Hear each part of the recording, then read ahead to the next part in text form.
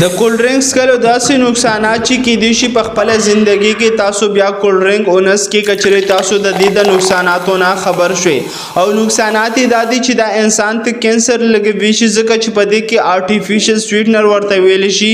دا غي مقدار پکې ډېر زیات وي او دویم دا چې دا انسان په ګردو کې کاني هم جوړوي شي او دریم دا چې انسان ته هغه شوګر لګوي شي کم شوګر چې په میډیسن سره هم بیا نه کنټرول کیږي او سلورم دا چې په دې کې دنه کیفین ورته ویل شي دا غي مقدار پکې ډېر زیات وي چې دا انسان عادتي کوي او د دې سره سره په دې کې دنه د شوګر مقدار دومره زیات وي چې د دې سره د انسان په وجود کې پړسوب راځي او انسان وجود ور سره موټاپا طرف ته ځي او د دې سره سره د انسان په وجود کې کوم اډو کې چې دي هغه ډېر زیات کمزوري کوي ځکه چې د کیفینو نقصانات دا دي چې د انسان په وجود کې کم کیلشیم دی آغاز مېدو ته نه پریدي او کله چې هغه نه ازمیږي نو دغه د وجه د انسان اډو کې کمزوري کوي او بل غټ نقصانات دا دي چې د انسان په معده او په خېټه کې ګیس جوړوي او د انسان په معده کې هغه د تیزابیت وب کم چې د انسان د معدې د پاره دي هغه بار بار د انسان خله طرف ته راتلی شي او بل غټ نقصانات دا دي چې د انسان کم غاښونه دي د سپین